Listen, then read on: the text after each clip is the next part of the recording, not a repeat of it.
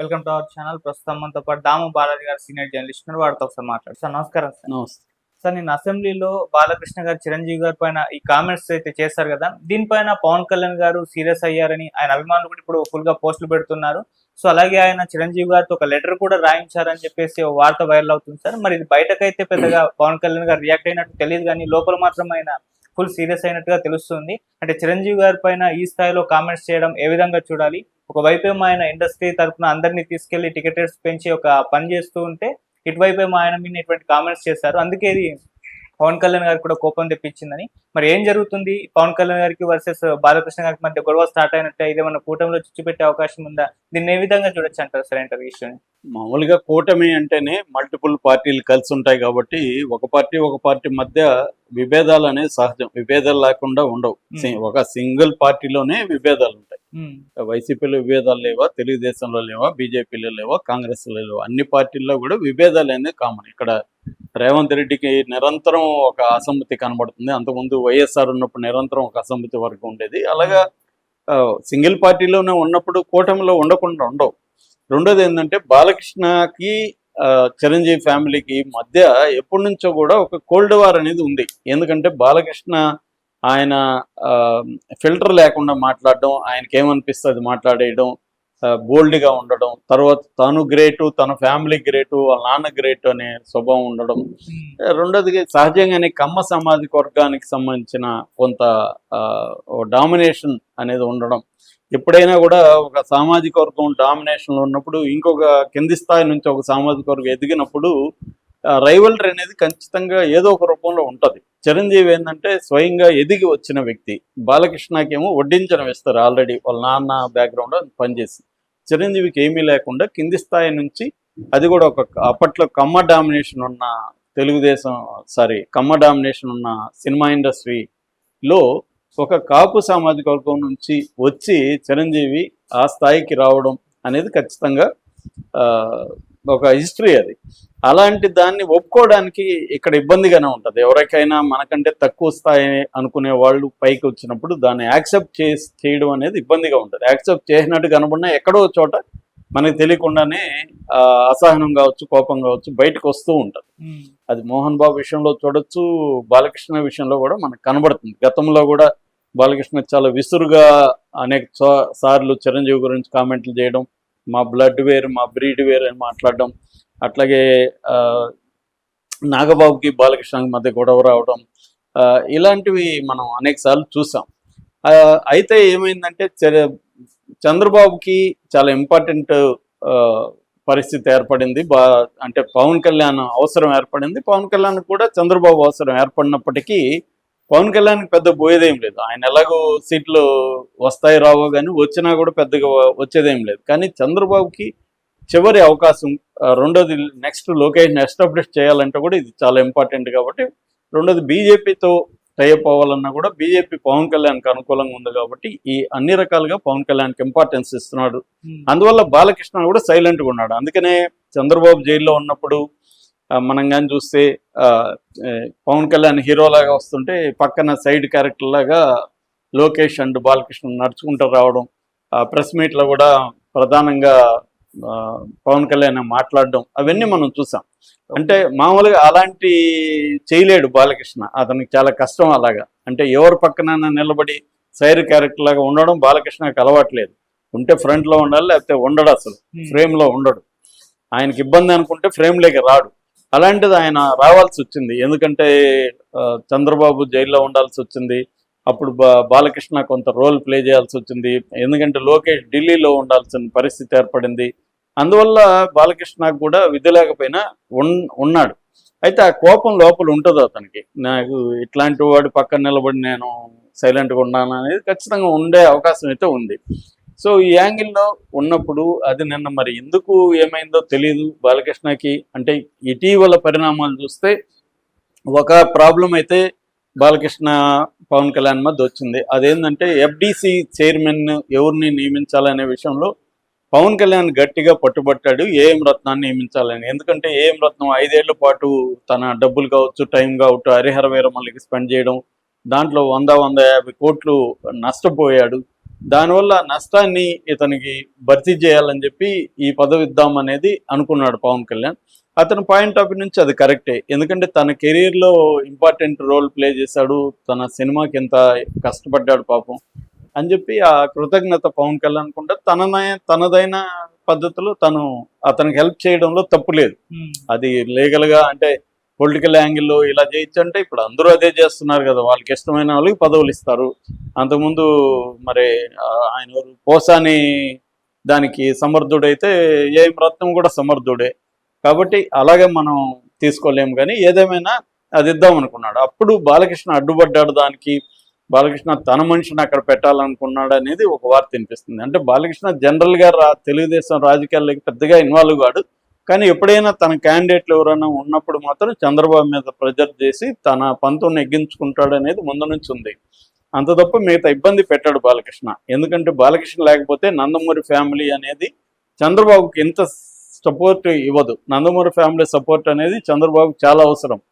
So అందువల్ల బాలకృష్ణకి ఎంత importance ఇవ్వాలి, ఎక్కడ ఎంత దూరంలో పెట్టాలనేది చంద్రబాబు జాగ్రత్తగా పెట్టుకుంటున్నాడు.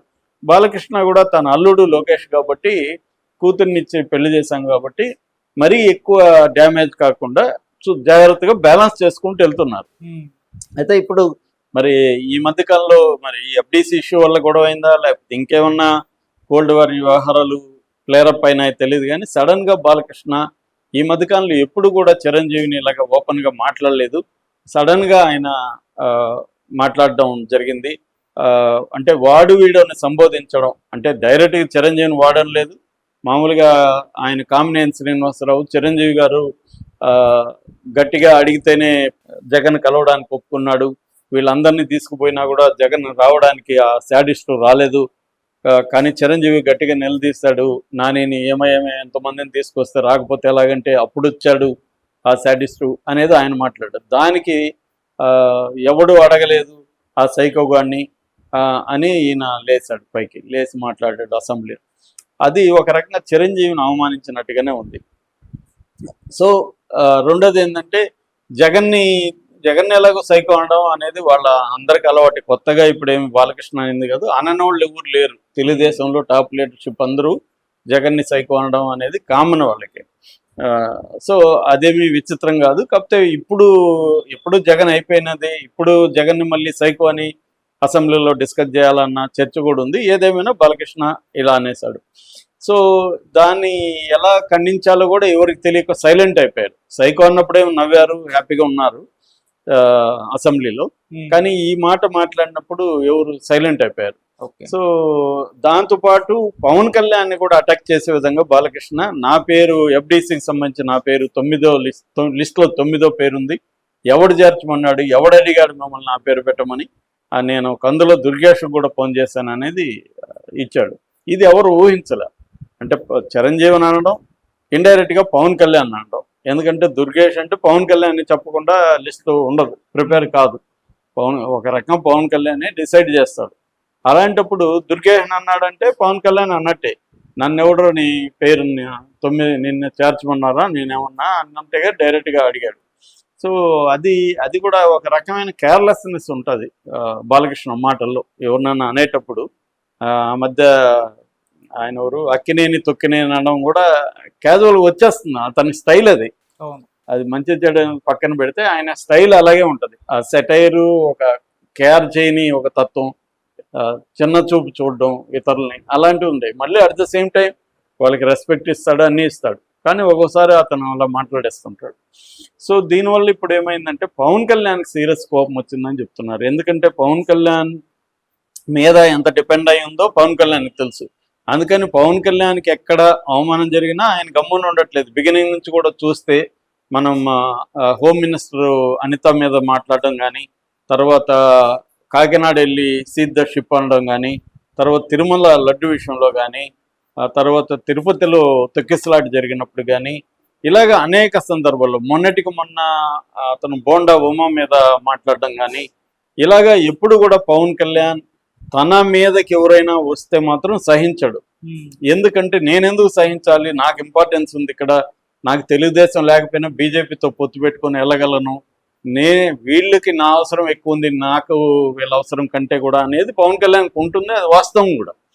సో అలాంటప్పుడు నేను మీకు ఇబ్బంది పెట్టట్లేదు, చంద్రబాబు నేను కలిసి 15 years ఉండాలని, చంద్రబాబు సీఎంగా బతుకున్న రోజులు ఉండాలని నేను కోరుకుంటున్నాను. అట్ ద సేమ్ టైం నాకు మీరు కనీసం గౌరవం ఇవ్వాలి కదా అనేది పవన్ కళ్యాణ్కి ఉండే ఇది. దీంట్లో పవన్ కళ్యాణ్ చాలా సీరియస్ అయ్యాడని చెప్తున్నారు. అందుకనే పవన్ కళ్యాణ్ చెప్పడం ద్వారానే చిరంజీవి ఇచ్చాడని. ఎందుకంటే ఒకప్పుడు పవన్ కళ్యాణ్ జగన్ని ఇలాగే విమర్శించాడు, కామిని ఏం చెప్పినట్టే జగన్ని పవన్ కళ్యాణ్ కూడా విమర్శించాడు. మా అన్నకి నమస్కారం చేస్తే ఒకటి చేయలేని సంస్కారం లేని వ్యక్తి అన్నట్టుగా పవన్ కళ్యాణ్ మాట్లాడాడు జగన్ని. అప్పుడు చిరంజీవి స్పందించలేదు. జగన్ నన్ను అవమానించాడు అనేది చిరంజీవి చెప్పలేదు, అవమానించలేదని కూడా చెప్పలేదు. కానీ ఇప్పుడు చిరంజీవి ఇంత ఫాస్ట్గా లెటర్ రాయడం వెనక పవన్ కళ్యాణ్ ఉన్నాడు. ఎందుకంటే పవన్ కళ్యాణ్ డైరెక్ట్గా రియాక్ట్ అయితే ఇది నెక్స్ట్ లెవెల్కి వెళ్ళిపోతుంది, మళ్ళీ ఒక్కసారిగా ఫ్లేరప్ అయిపోతుంది. అదే చిరంజీవి ఇస్తే ప్రాపర్గా ఉంటుంది. ఎందుకంటే చిరంజీవిని అన్నాడు కాబట్టి డైరెక్ట్గా చిరంజీవి పేరు చెప్పినప్పుడు ఎవడో అడగలేదని అన్నాడు కాబట్టి చిరంజీవి మాట్లాడాలని చెప్పి మన పవన్ కళ్యాణ్ స్ట్రాటజిక్గా చిరంజీవి ద్వారా ఈ లెటర్ రాయించాడు అనేది.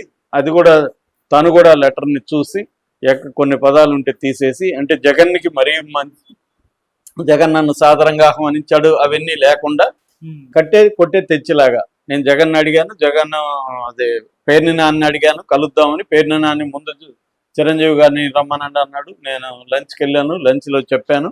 దాని తర్వాత మళ్ళీ పేర్ని నాన్ని ఫోన్ చేశాడు, మేము 5 మంది రండి, కరోనా సెకండ్ ఫేజ్ ఉందన్నాడు.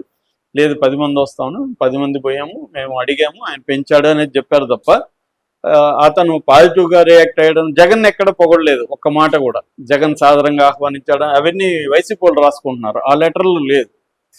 సో జాగ్రత్తగా ఓట్స్ కూడా ఖాయం చేసి ఎంతవరకు ఇవ్వాలి అనేది. అది కూడా ఇంకొక కూడా విసిరాడు బాలకృష్ణ మీద. నేను సీఎం అయినా సామాన్య కార్యకర్త అయినా నా సహజ సిద్ధమైన గౌరవంతోనే మాట్లాడతానని కూడా అన్నాడు. అంటే నువ్వు అట్లా మాట్లాడలేదని కూడా దెబ్బిపడవడం. అట్లాగే నా చొరవ వల్లని నీ సినిమాకైనా నా సినిమాకైనా టికెట్ రేట్లు పెరిగాయి, వీరసింహారెడ్డికైనా నా వాల్తేరు వీరకైనా అనేది కూడా అన్నాడు. అంటే క్లియర్గా డైరెక్ట్గా బాలకృష్ణని అడ్రస్ చేసి కూడా మాట్లాడాడు చిరంజీవి. ఇది ఇప్పుడు బాలకృష్ణ రియాక్ట్ అవుతాడా, బాలకృష్ణ ఫ్యాన్స్ రియాక్ట్ అవుతారా అనేది తెలియదు. ఇప్పటివరకే సైలెంట్గా ఉన్నారు. ఇటు జనసేన సైలెంట్గా ఉంది, ఇటు బాలకృష్ణ ఫ్యాన్స్ కానీ తెలుగుదేశం వాళ్ళు కూడా ఇష్యూలో సైలెంట్గా ఉన్నారు. మరి దీన్ని చంద్రబాబు ఇప్పుడు ఎలా పరిష్కరిస్తాడు, బాలకృష్ణకి చెప్పి ఏమన్నా ప్రైవేట్గా సారీ చెప్పిస్తారా, ఏం జరగబోతుంది, బాలకృష్ణ దానికి రెడీ అవుతాడా, ఏం జరగబోతుంది అనేది చూడాలి. ఇది ఇంపార్టెంట్ విషయం కూడా పొత్తులకు సంబంధించి చంద్రబాబుకి ఇది కొద్దిగా తలనొప్పికరమైన విషయమే. మరి ఎలా డీల్ చేస్తాడనేది చూడాలి. Okay sir, thank you so much.